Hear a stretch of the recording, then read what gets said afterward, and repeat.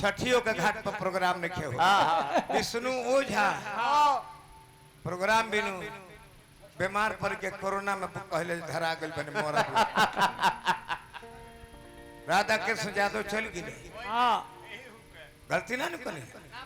नीमन गायक के मार्केट में रेट कम बा वेट भी कम बा जितना बाउर बढ़े मार्केट में हिट बढ़े आई अब हिट काला बड़े हिट के बे मार्केट में घरे सबसे बड़े हिट ही है बा हिट हिट का है कि नहीं तो अलगी कवनैया के बा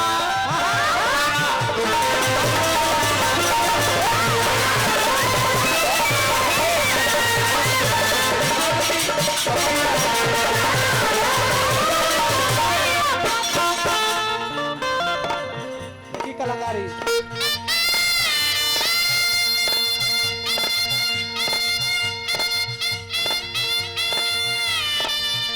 ये मिलाट हो राज होई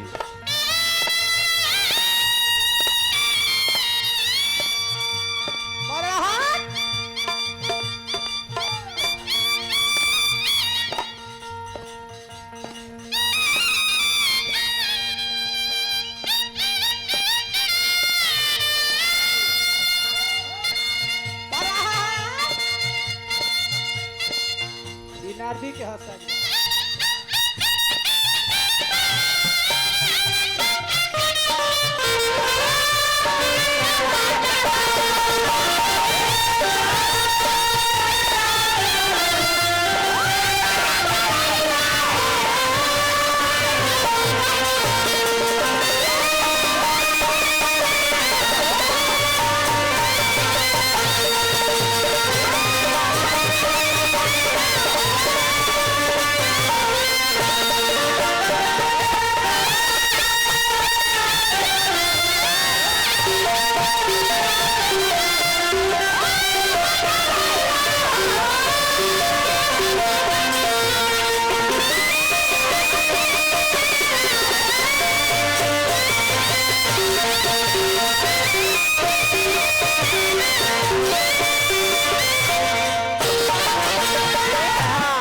धन है कर्मो बाबा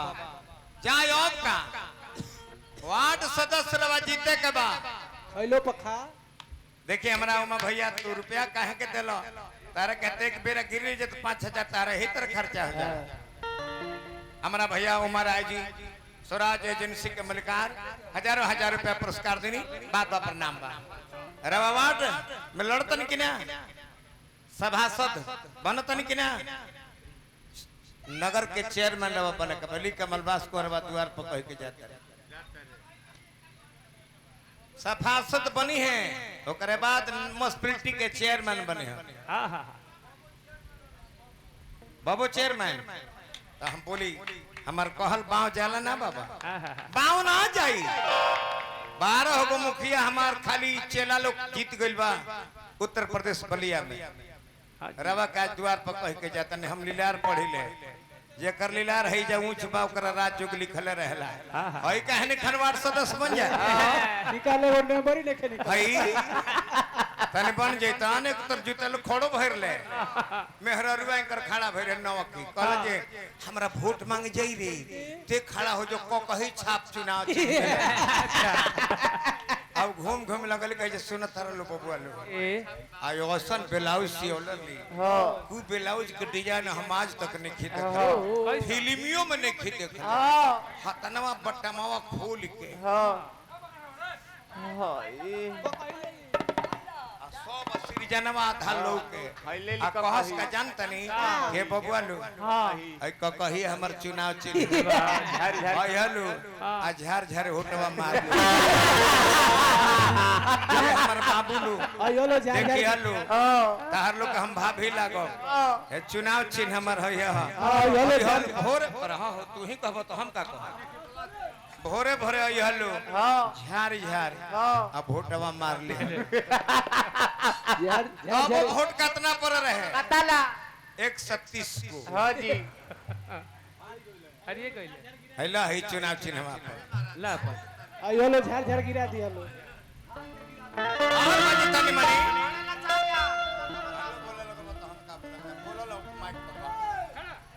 और बात अरे बारेला कुंवर कमल वास हो सोनू संग तीन बात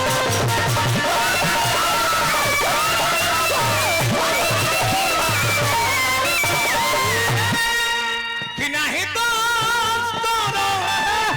लेखा अरे लेखा लिखवैया के बाद सारा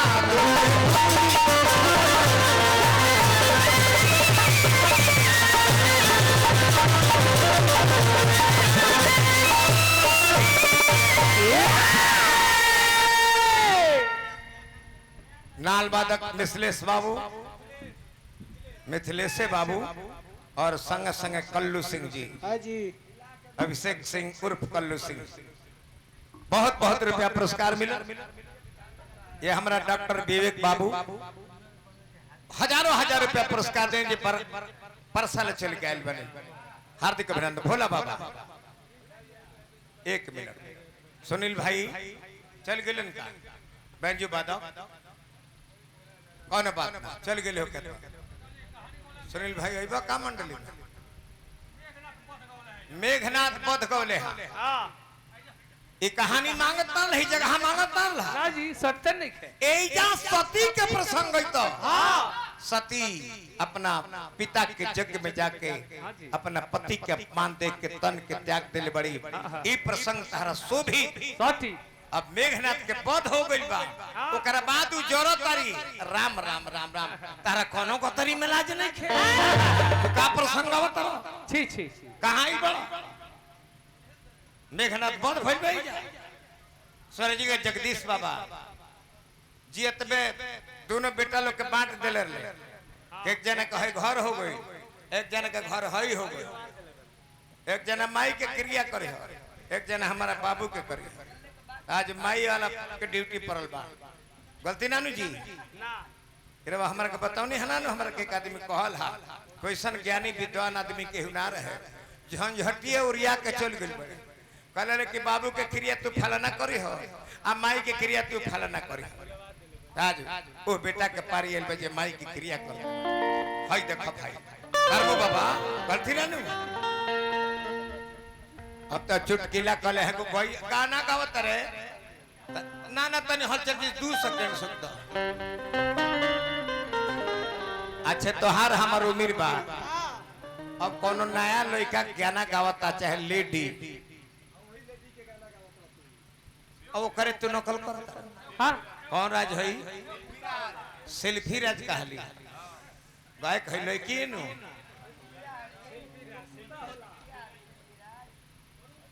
छोड़ी ना तनी जब बाबा देली त जन है जे गावत ना होय ए हेलै बाकी गोरे गोरे गान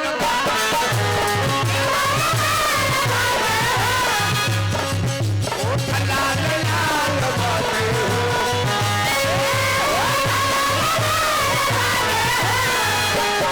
ओ पाही लाल बाते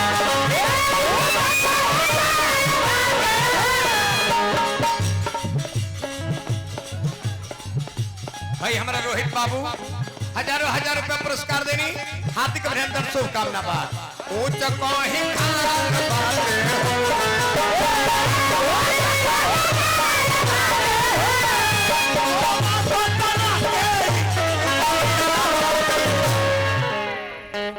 करिया करिया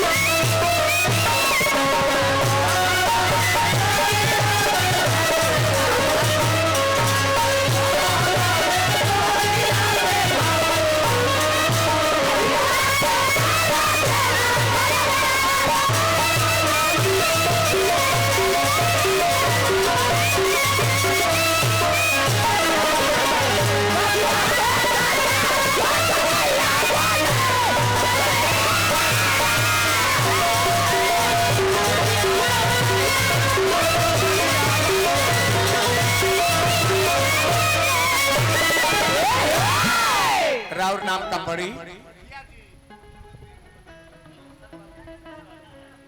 अच्छा अच्छा भैया अरविंद सिंह सूर्यवंशी जी हमारा जलेश्वर बाबू के शिष्य बानी और मुखिया माननीय बाबू सत्येंद्र सिंह जी हजारों हजार रुपया पुरस्कार देनी सांझे से लेके अब तक। हाय देखी ये हमारा शिव कुमार भाई के बबुआ हमारा बंसी बाजार गोलू जी राजा साउंड के सर्विस के हजारों रुपया पुरस्कार आये। हार्दिक अभिनंदन। और ही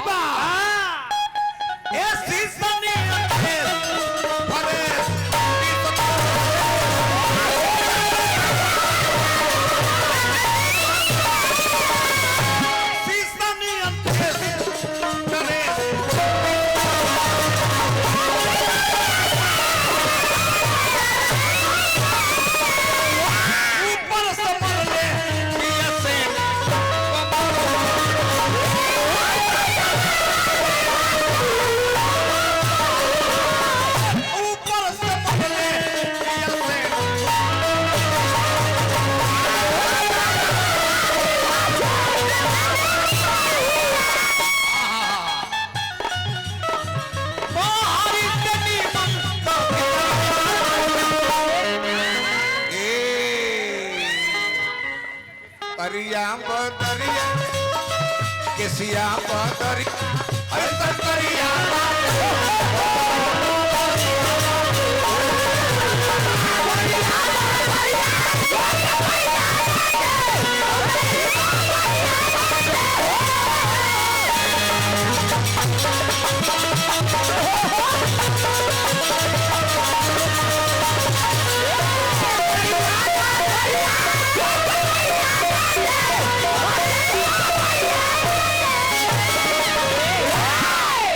जवाब अतना रहे लय ढुकल लेकिन तारा लय ढुक गइल तारा लय में लय ढुक गइल शब्द भी तारा से सुंदर बा। हां जी तू केकर गीत लिखावले बड़ा के लिखले बे वो कभी के तने बोलाओ तुमकर कोबा काट दी हम उनका राज कवि हवे संगदिल लिखले तारा के हसन गीत बाऊ अतना बाउर गीत लिखले उ तहरियाज कभी के जौन तू गीत गाव तारा वो गीत लिखल तहरियाजी कभी के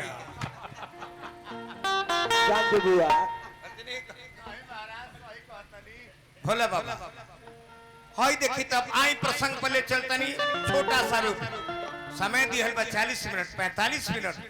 तोरा के 2 घंटा समय दिहल बा त गावते रह गेला राम राम बबुआ तनी हेने टवरवा के मुंह कोले रह जे पकड़त रहो। हां गिरजा पार्वती महादेव वन विहार करता लो जलेश्वर भैया देवता लोग आकाश मार्ग से विमान पर चढ़ चढ़ के जाता लोग मैया सती जनबाड़ी पूछली अपना पति से कि हे पति देव हे महादेव महादेव ये सब देवता लोग कहाँ जाता कल जे सुना हो तार बाबूजी यज्ञ करवले बड़े आ वही यज्ञ में सबके आमंत्रित क के बोलवले बड़े सब लोग जाता तो हे स्वामी जी रौरा ना जाए का कल जे सुना तारू उ यज्ञ हमरे के अपमानित करे खातिर करावल बा ऐसे हमार आमंत्रण ओमे नहीं थे तो कहले कि हे स्वामी तब हम जा सकता नहीं नु कहले जे ना बिना बोलौले सती कहीं भूल के ना जाए के लई बनारसी कैसे हो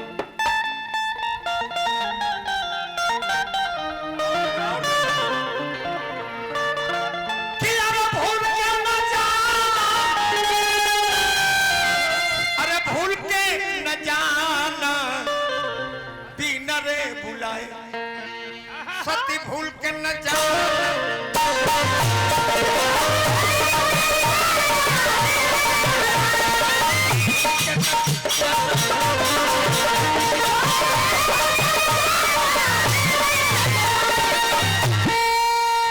ना स्वामीनाथ माई बाप के घर में बिना बुलावलो जाए के चाहे महादेव करे जे ना सती बहुत बड़ा अपमान हुई बहुत बड़ा अपमान हुई जीत कर देली कि जाता नहीं हम सती के जीत के आगे महादेव झुक गए कहले कि जा बाकी पछतैबू पछतैबू है सती। गायत्री बाबा को बोले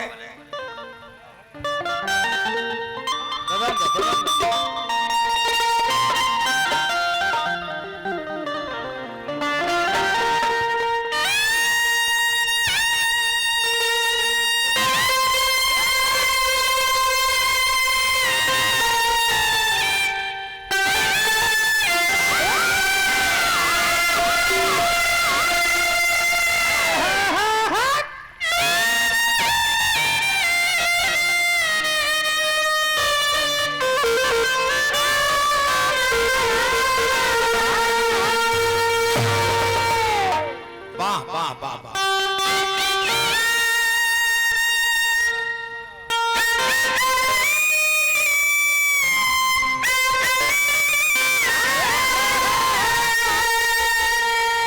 तने परो तनी मीट खोल दो भाई, तनी मीट खोलो। चह चह करे लगे ए भिखारी ठाकुर वाला लय सती जनवाणी अपना पति से जीत के चल दिहली तो लया गोल की चलनी हो नो हारवा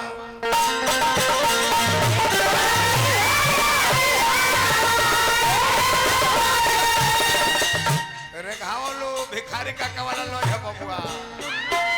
चलनी हो नो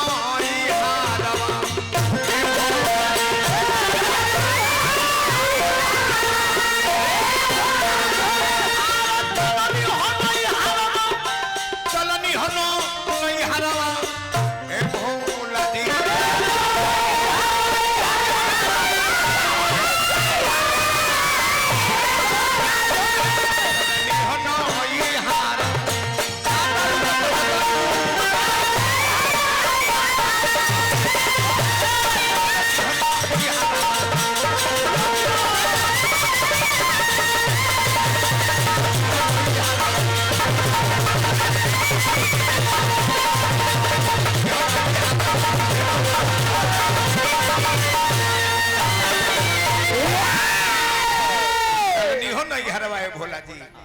खुश बाड़ी खुशी से जगारवा में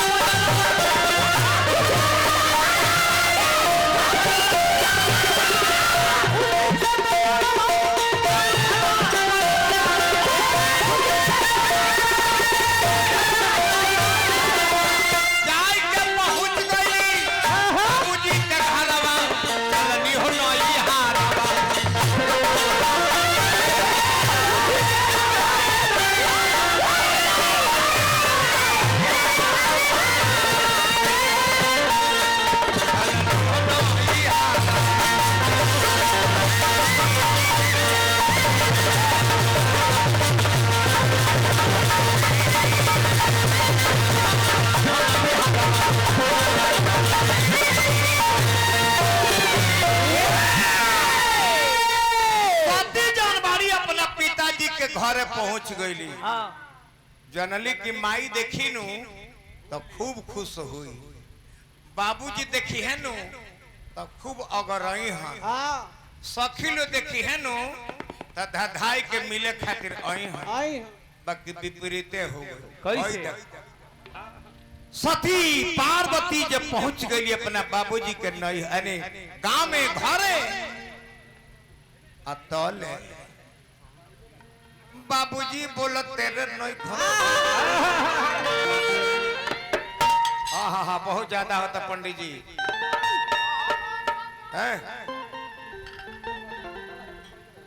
देखली कि बाबूजी बोलत देखा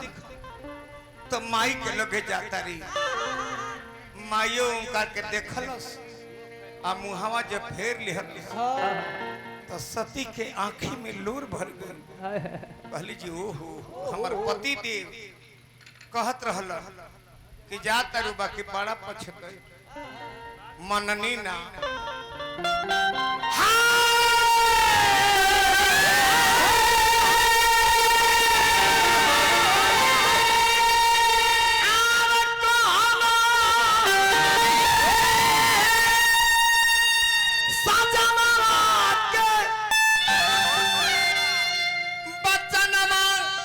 मनवा पारल बाबूजी बोलते नहीं सती के आंखें में लोर भर कि आहिरे दई बयम का करी अरे बाबूजी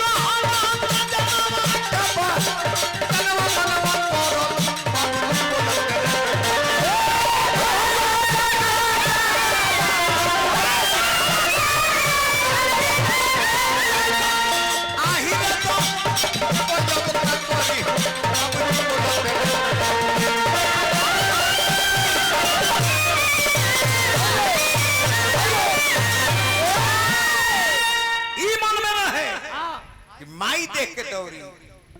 सोचतारी बाबू मोरले मुखावा दुनारे भाई ने बाबू मुख मोड़ देले और तो गिना दुख बढ़ गई कि बाबू मोरले मुखावा दुनारे भाई ने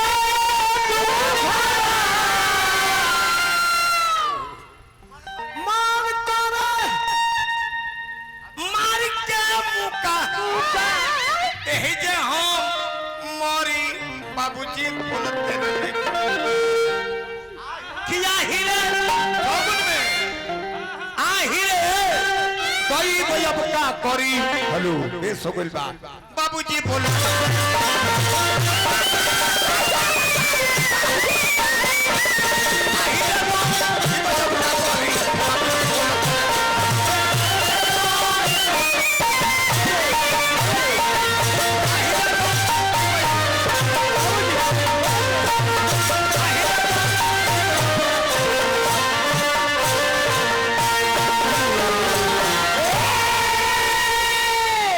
चौगुनो करे आवेला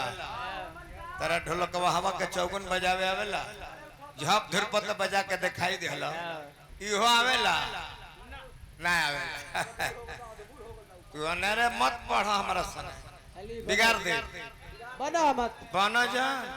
बिगाड़ जननी सुनील भाई कहाँ चल कर रहा